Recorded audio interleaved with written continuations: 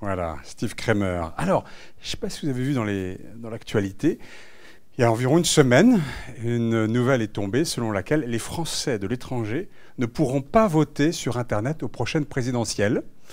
Eh oui, effectivement, on a besoin de cybersécurité et justement, c'est le sujet qu'explore Steve Kramer, directeur de recherche à Inria, responsable de l'équipe Presto, et c'est à Nancy.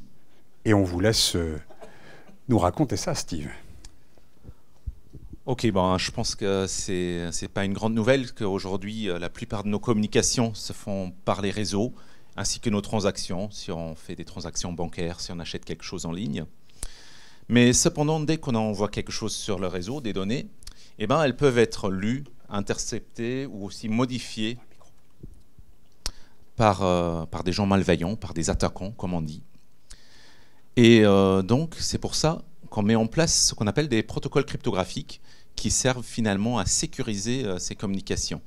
Donc, par exemple, quand vous faites un achat en ligne, la plupart des navigateurs aujourd'hui va vous montrer un petit cadenas, justement, pour indiquer qu'il y a un protocole cryptographique qui est en train de s'exécuter. Mais du coup, on peut se poser la question, comment est-ce qu'on peut vraiment assurer la sécurité de ces protocoles? Eh bien, une façon de faire, c'est d'utiliser des méthodes de vérification formelle, où finalement, la question qu'on se pose, c'est de savoir si un protocole qu'on va modéliser de façon mathématique va vérifier une certaine propriété de sécurité que de nouveau, on va modéliser de façon très précise, souvent avec une logique dédiée. Et donc, on va essayer de concevoir des algorithmes qui vont pouvoir répondre à cette question si un protocole donné va en effet vérifier cette propriété. Et donc, dans mon projet ERC, il y a 3 défis que j'essaye de relever. Le premier, c'est de changer quelque part les propriétés auxquelles on s'intéresse et de s'intéresser particulièrement aux propriétés d'anonymat et de la protection de la vie privée. Donc du coup, on se retrouve avec une nouvelle classe de propriétés et d'autres techniques à mettre en œuvre. Et le deuxième volet est justement sur les pouvoirs qu'on va donner à un attaquant.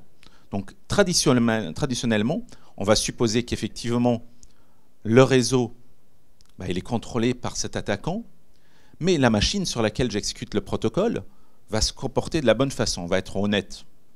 On va justement remettre en cause cette hypothèse et se poser la question, qu'est-ce qui nous arrive si on a un virus ou un logiciel malveillant sur notre ordinateur et qu'il est compromis?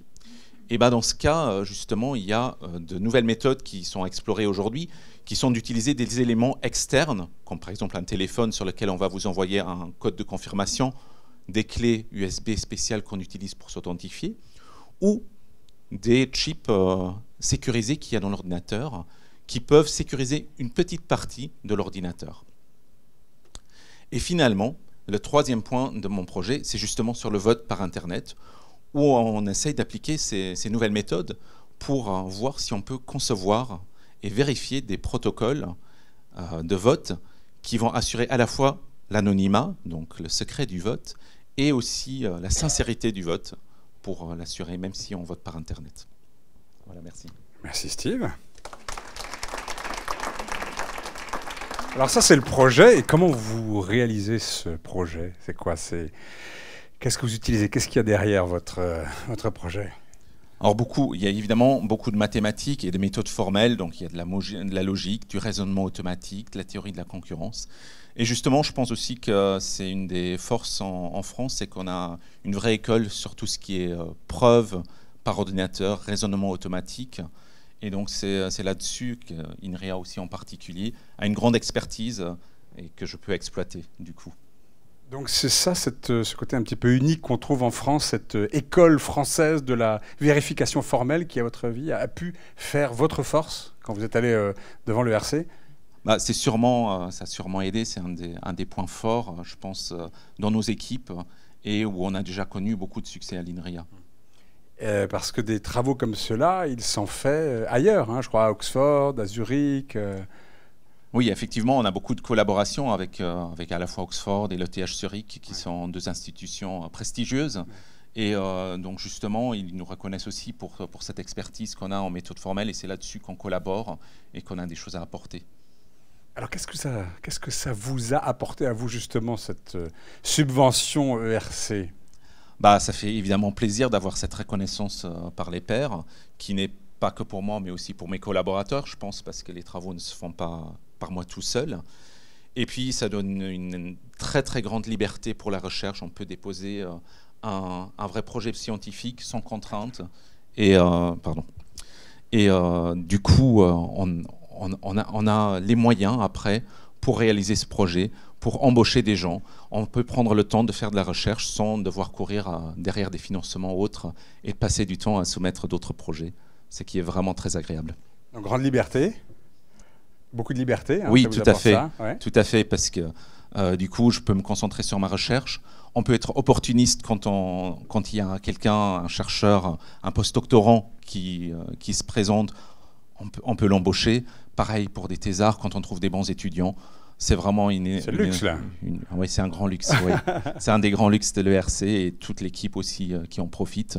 C'est vraiment un grand luxe, comme vous dites. Et le côté reconnaissance, vous le sentez aussi? Parce que, bon, c'est extraordinaire dans le travail jour après jour, mais est-ce que ça change le regard sur vous? Oui, alors que je pense que moi, je n'ai pas changé. Ce n'est pas le jour où j'ai eu une ERC que j'ai changé. Mais c'est vrai que ça donne une visibilité. Ça vient avec beaucoup d'invitations après à donner des exposés, à venir parler. Donc il y a quand même un impact sur la visibilité. Les autres personnes le voient, à la fois au niveau français, mais aussi au niveau international. C'est vraiment une reconnaissance qui se ressent. Ben, bravo, Steve.